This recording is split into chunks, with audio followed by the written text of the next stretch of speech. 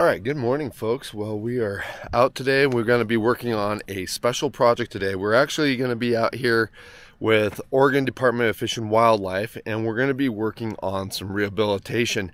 Now, the area that I am on is actually Oregon Department of Fish and Wildlife land, which is similar to public land, but it's not federally owned like, say, BLM or National Forest. It's actually owned by the state, but it's still area that you can come out and recreate on, and it's area that the state has, purchased and set aside to help wildlife in this particular area. Now, I can see there are some ODF trucks around here. We're actually just waiting for the rest of the crew to come out. They actually met up at the ODFW office, and then they're going to come out. So you can actually volunteer. You can go to ODFW's website, and I think there's a link for volunteers. I happen to be up here filming for van camping back in the spring, and I met somebody that worked for the Oregon Department of Fish and Wildlife, and they turned me on to this, and we exchanged contact information, and they let me know that they had this going on. So I'm out here, and we're going to do some work today.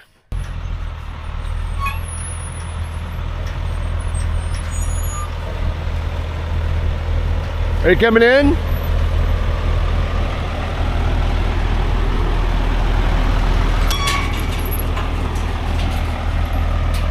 How's it going? How's it going?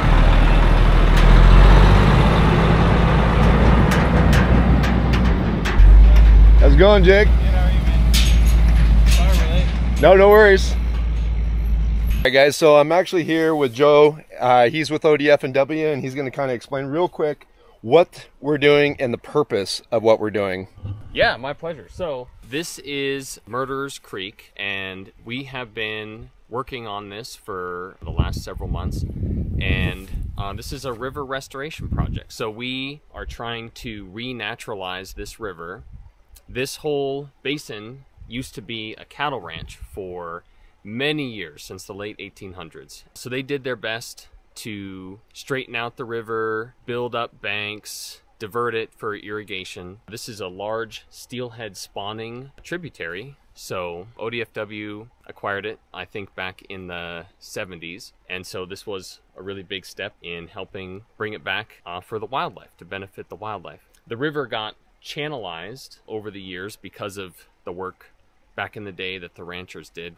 And basically what that means is that with the berms that they built and everything that they did to help make it, suitable for a cattle ranch, the river straightened out.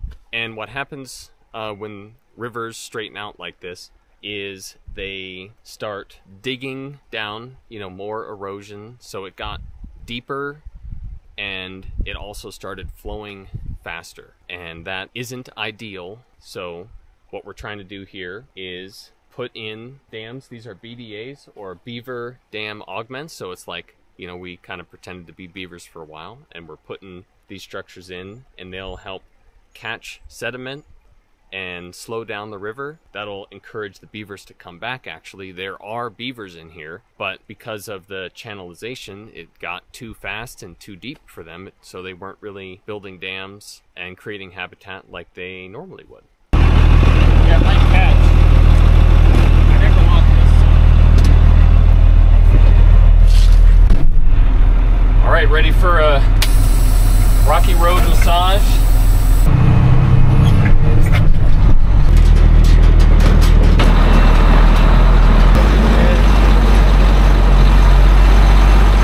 All right, guys, so what we're doing right now is they went through here and tore out all of the riparian fence that was here previously.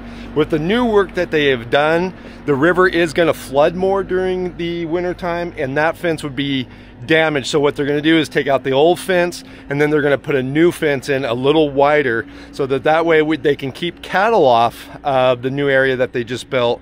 But they won't have to worry so much about each winter having the fence destroyed because of the flooding.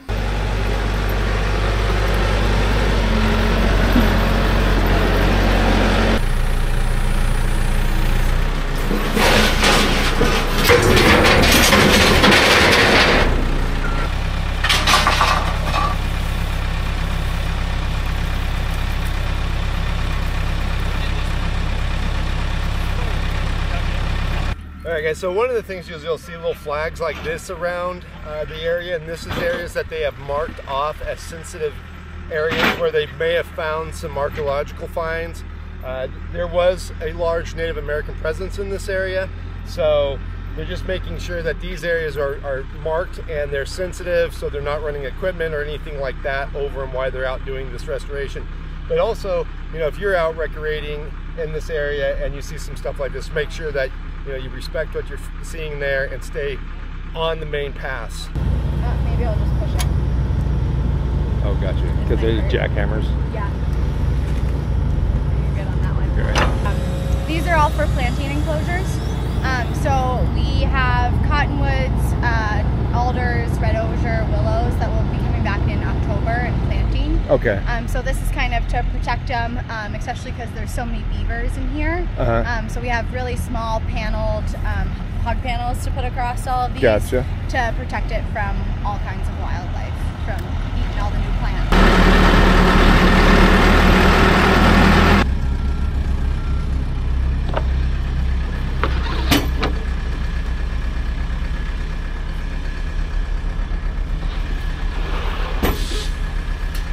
All right guys, so what I have here is actually a real beaver dam. This one was not actually placed here by ODFW. This is put here naturally by a resident beaver.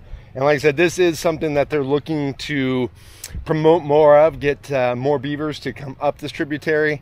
Now that they're doing some work to help the river flow more naturally. So yeah, it's really exciting to be a part of a project like this and to get a part of it. So I definitely encourage people to look at their local Department of Fish and Wildlife website and see if there's opportunities like this to be able to participate and help the wildlife in your own state. And of course, if you're in Oregon, look at our Department of Fish and Wildlife, which is ODFW, and see if you can find ways to help and participate in stuff like this, because I feel like this is a very rewarding way to help our wildlife in the area. There you go.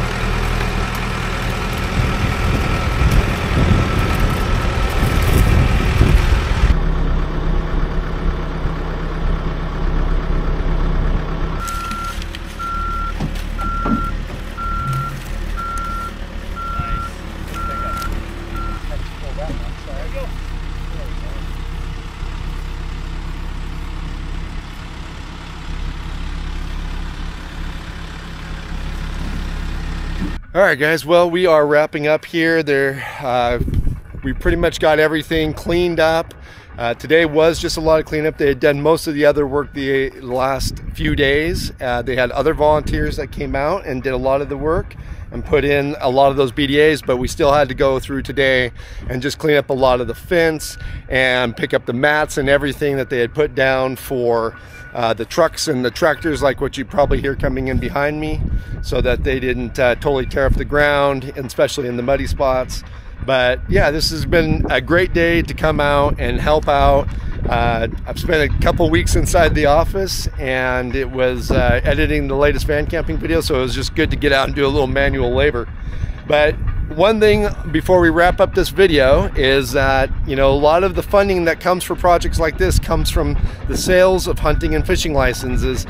If you're not a hunter and you really like seeing wildlife, if we have in Oregon, you might consider still buying a hunting fishing license, even if you do nothing with it, just so that you can help put more money in the coffers for these types of projects.